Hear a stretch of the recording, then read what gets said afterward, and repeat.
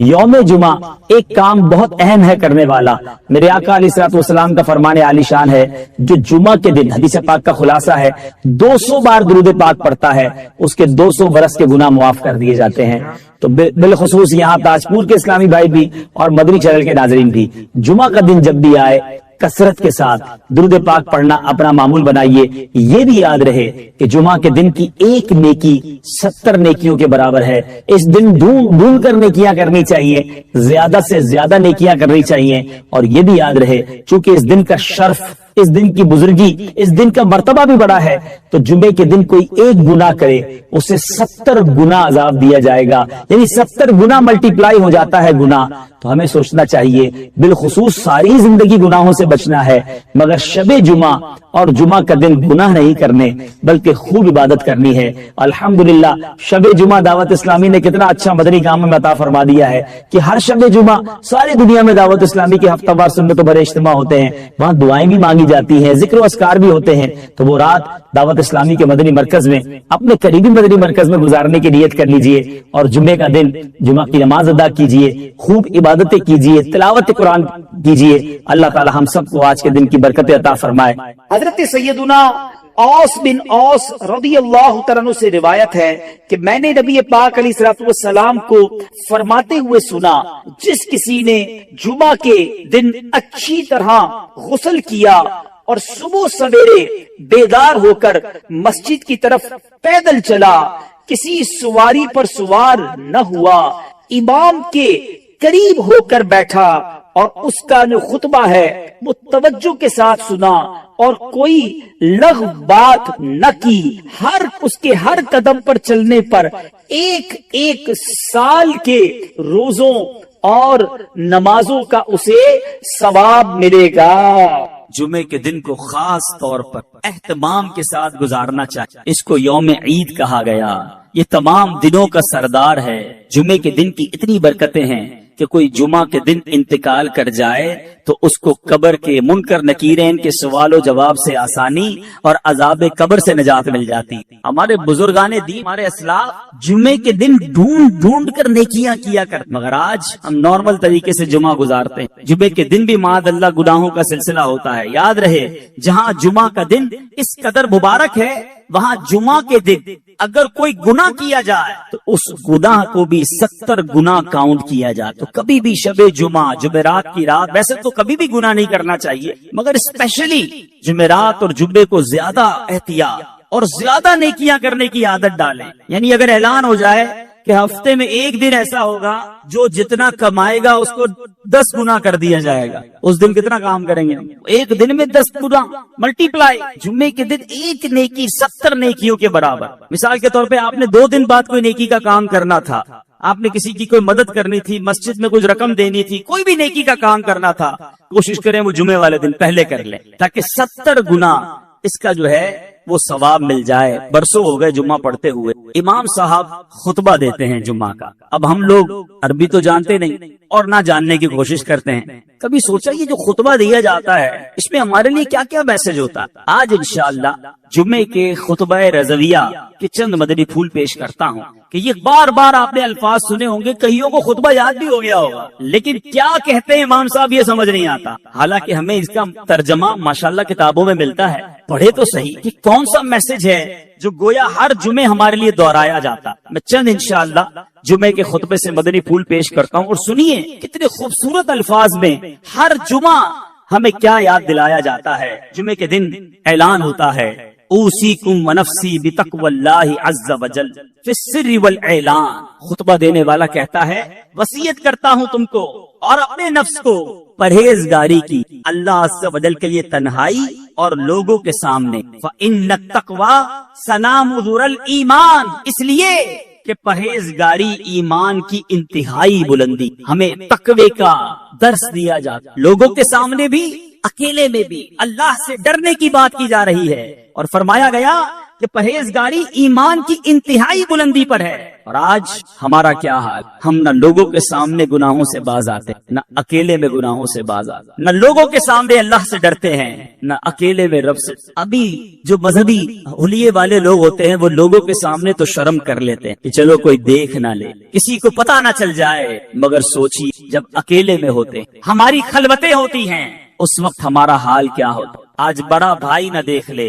میرا دوست نہ دیکھ لے، میری عزت کرنے والا نہ دیکھ لے، اس بات کا تو خیال ہے، مگر تنہائی میں جب دروازہ بند ہوتا ہے اس وقت یہ خیال کیوں نہیں آتا کہ رب دیکھ، اللہ دیکھ رہا ہے۔ اے میرے بیٹے اور پیارے اسلامی بھائیوں، جس سے سب سے زیادہ شرم کرنی چاہیے تھی وہ دیکھ رہا ہے، اور ہم اس وقت بے شرمیاں کرتے ہیں، اس وقت گناہ کرتے ہیں۔ اے میرے بیٹے اور پیارے اسلامی بھائیوں، غور کیجئے، یہ کتنی بری بات ہے کہ رب دیکھ رہا ہو اور بندہ اسی کی نافرمانی۔ امام اہل سنت مولانا شاہ امام احمد رضا خان علیہ رحمت الرحمان کیا خوب فرماتے، چھپ کے لوگوں سے جس کے گناہ، یعنی جس کی نافرمانی کر رہے ہو چھپ کے لوگوں سے کیے جس کے گناہ، وہ خبردار ہے کیا ہو، وہ تو دیکھ رہا ہے۔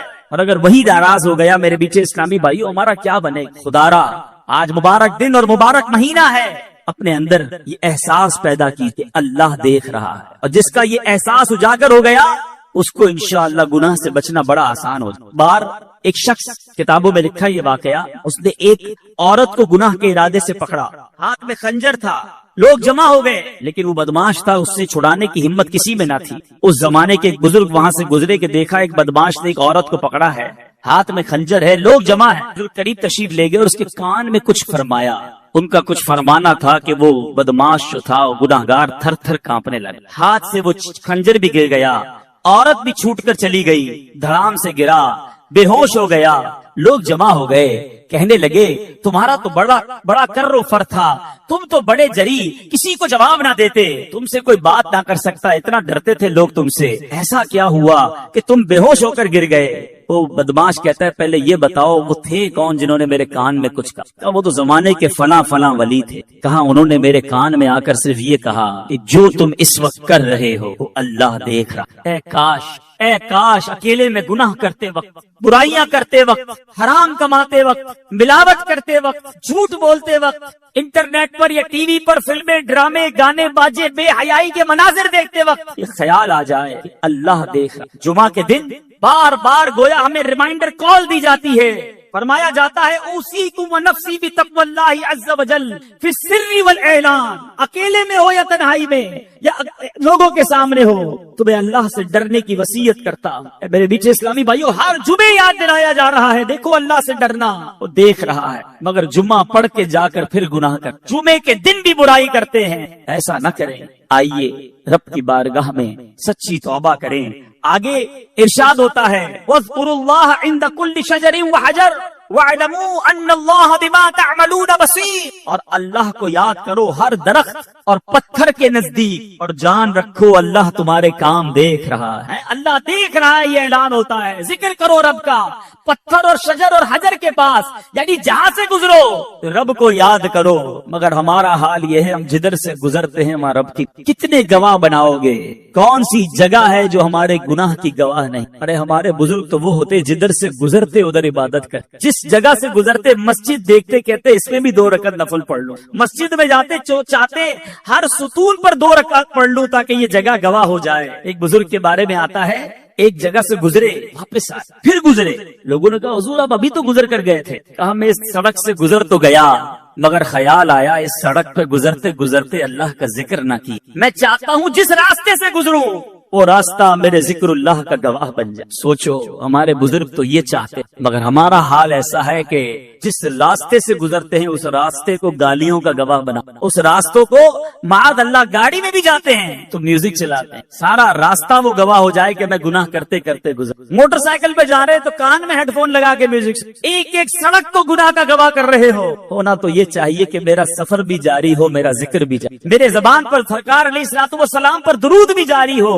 جدھر سے گزروں وہ جگہ میرے ذکر اللہ کی گواہ بن جائے۔ جمعے کے خطبے میں ایک اور بات ہمیں ڈرائی جا رہی ہے، سمجھایا جاتا ہے وَأَنَّ اللَّهَ لَيْسَ بِغَافِلٍ عَمَّا تَعْمَلُونَ، اور اللہ تعالیٰ غافل نہیں ہے اس سے جو تم عمل کرتے، وہ دیکھ رہا ہے، وہ غافل نہیں، ہم غافل ہوتے ہیں، وہ رب غافل نہیں ہے۔ اے میرے میٹھے اور پیارے اسلامی بھائیوں، پھر آگے جا کر ہمیں نبی پاک علیہ الصلوۃ والسلام سے محبت کا درس کس پیارے انداز میں خطیب دیا کرتے ہیں۔ فرمایا جاتا ہے فَإِنَّ السُّنَنَ هِيَ الْأَنْوَارُ، اس لیے کہ سنتیں یہی انوار ہیں۔ وَزَيِّنُوا قُلُوبَكُمْ بِحُبِّ هَذَا النَّبِيِّ الْكَرِيمِ، اور مزین کرو اپنے دلوں کو اس نبی کریم کی محبت سے۔ اگر دلوں کو مزین کرنا ہے، دلوں کو ڈیکوریٹ کرنا ہے، سرکار دو عالم صلی اللہ تعالی علیہ وسلم کی سنتوں سے مزین کرو۔ پھر فرماتے ہیں فَإِنَّ الْحُبَّ هُوَ الْإِيمَانُ كُلُّهُ، غور سے سنیں کہ محبت وہی ایمان ہے۔ الا لا ایمان لمن لا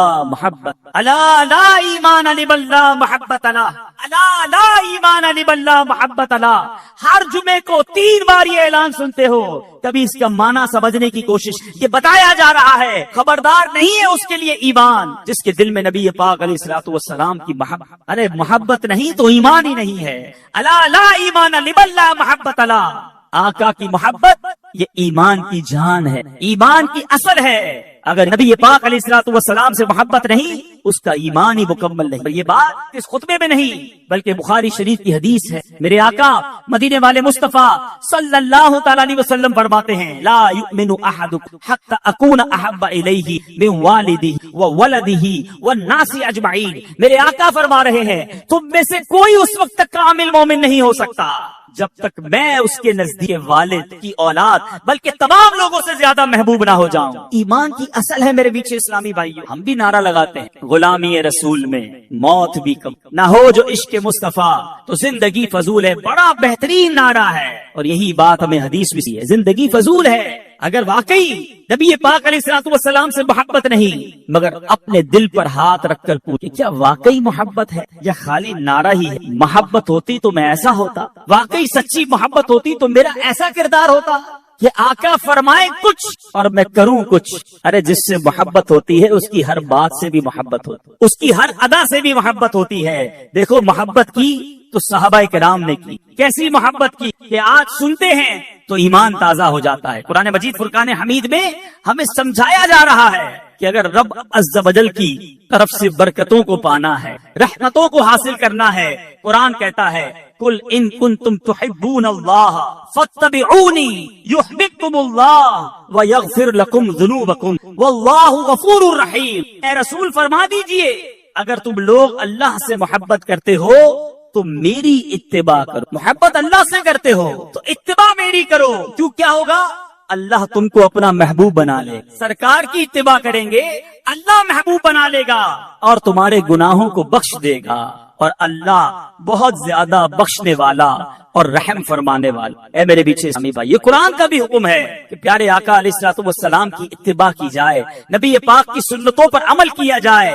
مگر بدقسمتی سے آج محبت کا دعویٰ تو ہم سب کرتے ہیں مگر سنتوں سے ہم سارے زندگی سے ایسا لگتا ہے کہ دور گزار رہے ہیں۔ ہمارے اسلاف کیسے محبت کرتے، کیسے اطاعت کرتے۔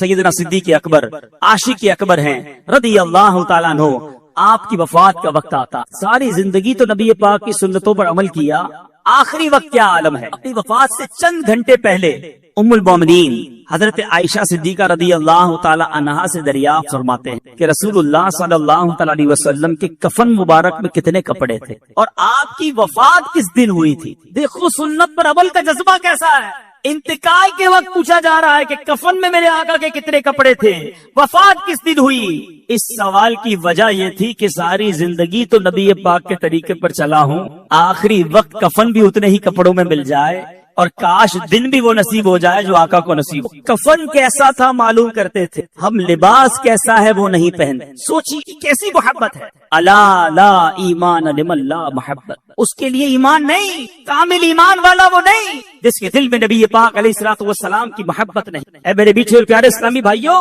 محبت فقط زبانی نعروں کا نام نہیں، ہمارے کردار میں عشق رسول جھلکنا چاہیے، ہماری عادتوں میں نبی پاک علیہ الصلوۃ والسلام کا انداز جھلکنا چاہیے۔ ہمارے اسلاف تو ان سنتوں پر بھی عمل کرتے جس کا حکم نہیں ہوتا تھا مگر وہ چاہتے سرکار دو عالم صلی اللہ تعالی علیہ وسلم کی ہر ادا کو ادا کیا جائے۔ ایک مرتبہ حضرت ابو ہریرہ رضی اللہ تعالیٰ عنہ کا گزر ایک ایسی جماعت سے ہوا کہ اس کے سامنے کھانے کے لیے ایک بھنی ہوئی مسلم بکری رکھی ہوئی تھی. لوگوں نے آپ کو کھانے کے لیے بلایا, حضور آئیے آپ بھی ہمارے ساتھ کھائیے. حضرت ابو ہریرہ کیا کہتے ہیں, نبی پاک علیہ الصلوۃ والسلام جب دنیا سے تشریف لے گئے, میرے آقا نے زندگی بھر کبھی جو کی روٹی بھی پیٹ بھر کر نہ کھائی. میں بھلا ان لذیذ اور پرتکلف کھانوں سے کیسے اپنے دل کو بہلا سکتا. نبی پاک علیہ الصلوۃ والسلام کی ایسی یاد تھی ان کے دلوں میں. اے میرے پیچھے اسلامی بھائی, اور آج ہمارا کیا حال ہے, منقول ہے حضرت عباس رضی اللہ تعالیٰ عنہ کا مکان مسجد نبوی سے ملا ہوا تھا, اور اس مکان پر پرنالا تھا, اور بارش کی وجہ سے آنے والے نمازیوں کے اوپر وہ پانی گرتا تھا. امیر المومنین حضرت عمر رضی اللہ تعالیٰ عنہ نے اس پرنالے کو اکھاڑ دیا تاکہ نمازیوں کو تکلیف نہ ہو. اب انہوں نے اپنے طور پہ یہ کام کیا. حضرت عباس آئے, آ کر عرض کرتے ہیں, خدا کی قسم اس پرنالے کو رسول پاک صلی اللہ علیہ وسلم نے میری گردن پر سوار ہو کر لگایا تھا. آقا نے اپنے ہاتھوں سے لگایا تھا, حالانکہ امیر المومنین ہیں. امیر المومنین حضرت عمر فاروق رضی اللہ تعالیٰ عنہ, جب پتا چلا کہ یہ پرنالہ آقا نے لگایا تھا, حضرت امیر المومنین رضی اللہ تعالیٰ کہتے ہیں, اے عباس مجھے معلوم نہ, اب میں آپ کو حکم دیتا ہوں, آپ میری گردن پر سوار ہو کر اس پرنالے کو واپس لگا. جو چیز آقا نے کی میں کیسے اس کو ختم کر دوں, اس قدر محبت. مگر آج جو کام نبی پاک علیہ الصلوۃ والسلام نے ہمیں بتائے, ہم نے وہ ختم کرنا شروع. سرکار دو عالم صلی اللہ تعالیٰ علیہ وسلم فرمائے, نماز پڑھو میری آنکھوں کی ٹھنڈک ہے. آج جمعے کی نماز میں مسجد فل ہے, آج ہی عصر کی نماز میں کیا ہو جائے؟ کیا جمعے کے بعد آنے والی عصر فرض نہیں؟ کیا آج فجر کی نماز جو تھی وہ ہم پر فرض نہیں؟ نمازی بھی ہوتا ہے, بڑا ہنستے ہنستے کہتا ہے, جناب کیا کروں, 4 نمازیں پڑھتا ہوں, فجر میں آنکھ نہیں کھلتی. اس سے پوچھیں کہ جس دن تمہاری صبح 7 بجے ٹرین ہوتی, اس دن کیسے 5 بجے تمہاری آنکھ؟ جس دن صبح 6 بجے بس پہ جانا ہوتا ہے, اس دن گھر والوں کو بھی کہہ کر سوتے ہو, الارم بھی رکھتے ہو. جس کو صبح نوکری پر 7 بجے پہنچنا پتا ہے, لیٹ ہو گیا تو لیٹ منٹ لگ جائے گی, پیسے کٹ جائیں گے, وہ اپنی نوکری پر پہنچ جاتا. تو جواب آئے گا, نوکری کی اہمیت ہے, فلائٹ کی اہمیت ہے, ٹرین اور بس پر جانے کی اہمیت ہے. ہمارے نزدیک نماز کی ایسا نہ کرے میرے میٹھے اسلامی بھائیوں. آج نیت کریں, آج کے بعد ہماری کوئی نماز قضا نہیں ہوگی. زور سے نعرہ لگائیں, آج کے بعد ہماری کوئی نماز قضا نہیں ہوگی. اسی طرح میرے میٹھے اسلامی بھائیوں, سرکار دو عالم صلی اللہ تعالی علیہ وسلم جس چیز کو منع کر دے, ہمارے صحابہ پھر اس کی طرف منہ موڑ کر نہیں دیکھتے تھے. ایک بار حضرت عبداللہ ابن عباس رضی اللہ تعالیٰ عنہ سے روایت, رسول اللہ صلی اللہ تعالی علیہ وسلم نے ایک شخص کو دیکھا سونے کی انگوٹھی پہنے ہوئے. نبی پاک علیہ الصلوۃ والسلام نے اس کے ہاتھ سے وہ انگوٹھی نکالی اور پھینک دی, اور فرمایا, تم میں سے کوئی چاہتا ہے کہ آگ کے انگارے کو اپنے ہاتھ میں ڈالے؟ حضور اکرم صلی اللہ علیہ وسلم تشریف لے گئے. دوسرے لوگوں نے کہا کہ اپنی انگوٹھی تو اٹھا لو, اس کو اٹھا کر بیچ دینا, کوئی نفع حاصل کر لینا, پہننا مت. عاشق رسول کیا کہتا ہے, خدا کی قسم جب رسول اللہ صلی اللہ علیہ وسلم نے اس انگوٹھی کو پھینک دیا ہے, میں اب اس انگوٹھی کو کبھی نہیں اٹھا سکتا, اسے چھوڑ کر وہیں چلا گیا. یہ تھا نبی پاک علیہ الصلوۃ والسلام سے محبت کا انداز. اے میرے بیچے اسلامی بھائیوں, اب یہاں شرعی مسئلہ بھی سمجھ لیجیے کہ مرد یہ زیورات نہیں پہن سکتا. پتہ نہیں کہاں سے یہ طریقہ آ گیا ہے. پہلے عورتوں کا سنا تھا بالیاں پہننا, اب مردوں نے بھی بالیاں پہننا شروع. بالیاں صرف کانوں میں نہیں, پتہ نہیں کدھر کدھر پہننا شروع کر دی. توبہ توبہ توبہ. اے میرے بیچے اسلامی بھائیوں, کیا ہو گیا ہمیں؟ آج 2 ہاتھ ہیں, کڑے زیادہ ہیں, 10 انگلیاں ہیں, انگوٹھیاں زیادہ ہیں, گلا ایک ہے, چینیں زیادہ ہیں. ارے مرد کے لیے تمام زیورات یہ ناجائز اور حرام اور جہنم میں لے جانے والا کام ہے. مرد فقط ایک انگوٹھی پہن سکتا ہے, وہ بھی چاندی کی ہو, اور وہ چاندی کا وزن بھی 4.5 ماشا سے کم ہو, اور اس کے اندر ایک نگینا, ایک پتھر بھی ہو. بغیر پتھر والی بھی انگوٹھی نہیں پہن سکتے, یا 4.5 ماشا سے زیادہ وزن والی انگوٹھی بھی نہیں پہن سکتے, اور وہ بھی فقط چاندی کی ہو اور کسی دھات کی نہ ہو. لیکن اتنے زیورات پہننے کی عادت بن گئی. لوگ کہتے ہیں مدینے سے چھلا لایا ہوں, مدینے سے کڑا لایا ہوں. ارے مدینے والے نے جو فرمایا اس پر عمل کیجئے. تو بہرحال میرے میٹھے اور پیارے اسلامی بھائیوں, بات چل رہی ہے سنت رسول کی, محبت رسول کی. خدارا اپنے سنابے کو دیکھ لیجئے کہ کیا سرکار کا عاشق ایسا ہوتا ہے, اس کا چہرہ ایسا ہوتا ہے, اس کا لباس ایسا ہوتا ہے, اس کا کھانا پینا ایسا ہوتا ہے. ہم جمعے کے خطبے میں بار بار یہ اعلان سنتے ہیں, الا لا ایمان لمن لا محبت لا. اے میرے بیچے اسلامی بھائیوں, جب آپ گھر جائیے گا, جو میرے بدری چینل کے ناظرین ہیں ان سے بھی میں یہ بات عرض کروں گا, ذرا آئینے کے سامنے کھڑے ہو جائیے, اپنے آپ سے ایک سوال کیجئے گا, اور وہ سوال یہ ہے کہ میں کہاں سے نبی پاک علیہ الصلوۃ والسلام کا غلام دکھتا, آقا کا عاشق کہلاتا تو ہوں، کہتا تو ہوں اپنے آپ کو، ذرا اوپر سے شروع کیجئے گا۔ بال نبی پاک کے طریقے والے ہیں یا آقا کے دشمنوں کے طریقے والے؟ پھر چہرہ سنت کے مطابق ہے یہ معاذ اللہ نبی پاک علیہ الصلوۃ والسلام کے دشمنوں والا چہرے پر داڑھی ہے کہ نہیں؟ سرکار دو عالم صلی اللہ تعالی علیہ وسلم کا فرمان ہے جس کا مفہوم ہے داڑیاں بڑھاؤ، مونچھیں پست کرو اور میرے دشمنوں جیسا چہرہ نہ بناؤ۔ یہ کیسا عاشق؟ سرکار کا عاشق بھی کیا داڑھی مڈاتا ہے؟ کیوں عشق کا چہرے سے اظہار نہیں؟ پھر ذرا لباس دیکھیے گا اپنا، اگر سنتوں والا ہے تو، اور اگر نہیں انگریزوں والا اور بے پردگی والا لباس ہے، پھر اپنے آپ سے کہ میں کہاں سے مسلمان ہوں۔ پھر ذرا تھوڑی دیر گفتگو کرتے وقت نوٹ کی کہ ہماری گفتگو کے اندر الفاظ کون سے؟ کیا السلام علیکم ورحمۃ اللہ وبرکاتہ کی عادت ہے؟ وعلیکم السلام ورحمۃ اللہ وبرکاتہ کی عادت ہے؟ سبحان اللہ، ماشاء اللہ، انشاء اللہ، یہ ہماری زبان پر ہے یا فلمی ڈائلاگ ہیں، گانے باجے ہیں، بے حیائی کی باتیں ہیں؟ ارے کھانا کھانے بیٹھتے اسی کے ساتھ تو سمجھ نہیں آتا کہ مسلمان کے ساتھ کھا رہے ہیں یا کسی غیر مسلم کے ساتھ کھانا کھا رہے ہیں، الٹے ہاتھ سے سارے معاملات ہو رہے ہیں، اور جناب انداز ہی دوسرا ہے۔ میں آپ سب سے ایک بات کہنا چاہتا ہوں، خدارا غلامی رسول کا دعویٰ کرنے والوں اپنی اسکیننگ کرو کہ میں واقعی غلام رسول۔ ارے غلام رسول وہ ہوتا ہے کہ جس کو دور سے دیکھیں تو پتا چل جائے کہ شاعر لکھتا ہے نا، فنا اتنا تو ہو جاؤں میں تیری ذات عالی میں، جو مجھ کو دیکھ لے اس کو تیرا دیدار۔ ہمیں دور سے دیکھ کر پتا چل جائے کہ نبی پاک علیہ الصلوۃ والسلام کا عاشق اور امتی ہے۔ محبت کیجئے، اپنے آقا سے ٹوٹ کر محبت کیجئے، مگر ان کے طریقے پر عمل بھی کیجئے۔ نبی پاک علیہ الصلوۃ والسلام کا غلام جھوٹا نہیں ہوتا، آقا کا غلام دھوکہ دینے والا نہیں ہوتا، نبی پاک علیہ الصلوۃ والسلام کا سچا عاشق حرام کمانے والا نہیں ہوتا۔ ارے کیسے وہ سود کا کاروبار کرے گا جب آقا علیہ الصلوۃ والسلام فرمائیں کہ سود کے 70 درجے ہیں اور اس کا سب سے کمتر درجہ یہ ہے، حدیث پاک کا خلاصہ ہے اس کا سب سے کمتر درجہ یہ ہے کہ بندہ اپنی ماں کے ساتھ بدکاری کرے۔ نبی پاک کا غلام سود کا کاروبار کرے گا؟ سود کا کام کرنے والے کو اللہ سے جنگ کرنے والا کہا گیا۔ چھوڑ دو یہ کاروبار، نہ کرو کاروبار میں ملاوٹ، نہ بولو جھوٹ، نہ کماؤ حرام۔ سرکار کی غلامی نہیں، یہ بربادی کی طرف جا رہے۔ جمعے کا خطبہ زبردست پیسج ہے ہمارے لیے، الا لا ایمان لمن لا محبت لا۔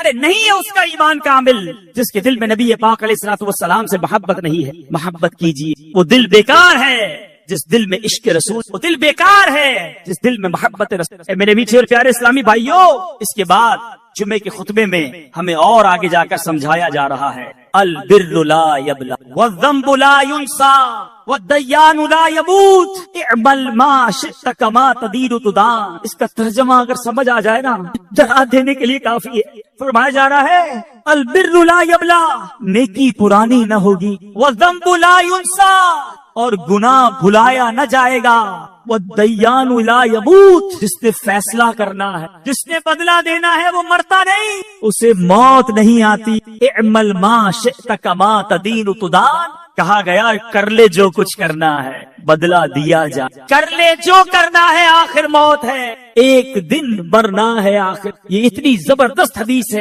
فرمایا البر لا یبلا، نیکی پرانی نہیں ہوتی، نیکیاں کرتے جاؤ، جمع کراتے جاؤ، وہ رب نیکوکاروں کا اجر ضائع نہیں۔ والذنب لا ینسا، گناہ کر کے ہم بھول جاتے، مگر یہ گناہ بھلایا نہیں گیا، کہیں نوٹ ہو گیا۔ ہم بڑے عجیب لوگ ہیں، ہم نے اتنے گناہ کیے ہمیں یاد ہی نہیں ہے، نیکیاں ساری یاد رکھی ہوئی ہیں۔ ہمارے اسلاف نیکیاں بھول جاتے، گناہ یاد رکھتے۔ آج ہمیں یہ بھی یاد ہے کہ 15 سال پہلے مدینے گیا، 10 سال پہلے میں نے مسجد کو پیسے دیے تھے، 5 سال پہلے فلاں غریب کی شادی کروائی تھی، اسی کے ساتھ 10-15 منٹ بیٹھو، اپنی 15 سال کی نیکیاں گنوا دیتا ہے۔ اس سے پوچھیں جناب کل جھوٹ بولا تھا یاد ہے؟ 15 سال پرانی نیکی یاد رکھ کے گنوائی جا رہے ہو، کل جھوٹ بولا تھا، آج صبح تم سے بدنگاہی ہو گئی تھی، تھوڑی دیر پہلے آپ نے غیبت کی تھی، وہ یاد ہے؟ کیسے لوگ ہیں ہم گناہ کری جا رہے ہیں، بھولی جا رہے ہیں، مگر وہ ذنب لا ینسا، گناہ بھلایا نہیں جائے گا۔ والدیان لا یموت، میں مر جاؤں گا، مگر جس نے فیصلہ کرنا ہے، جس نے حکم سنانا ہے، اسے موت نہیں آنی۔ اگر گناہوں پر پکڑ ہوئی ہم کہاں جائیں گے؟ اسی جمعے کے خطبے میں قرآن پاک کی ایک آیت ہر جمعے کو یاد دلائی جاتی ہے۔ فرمایا گیا فَمَن يَعْمَلْ مِثْقَالَ ذَرَّةٍ خَيْرًا يَرَهُ وَمَن يَعْمَلْ مِثْقَالَ ذَرَّةٍ شَرًّا يَرَهُ۔ ترجمہ کنزُل ایمان، تو جو ایک ذرہ بھر بلائی کرے اسے دیکھے گا اور جو ایک ذرہ بھر برائی کرے اسے دیکھے گا۔ اے نیکیاں کرنے والوں تمہیں مبارک ہو، اے نمازیں پڑھنے والوں تمہیں مبارک ہو، اے روزے رکھنے والوں، اے ذکر کرنے والوں، اے حلال کمانے والوں، اے نیکی کی دعوت دینے والوں، اے اللہ کی رضا کے کام کرنے والوں تمہیں مبارک ہو۔ قرآن اعلان کر رہا ہے جو ذرہ بھر بھلائی کرے گا اسے دیکھے گا، اور اے نمازیں قضا کرنے والوں، اے حرام بولنے والوں، اے حرام دیکھنے والوں، اے چھپ چھپ کر گناہ کرنے والوں، اے مسلمانوں کے مال دبانے والوں، اے اپنے ماں باپ کو ستانے والوں، اے حرام روزی کمانے والوں، اے جھوٹ بولنے والوں، غیبت کرنے والوں، بے حیا عورتوں سے دوستیاں کرنے والوں، سنو، قرآن کہتا ہے جو ذرہ بھر برائی کرے گا وہ دیکھے گا۔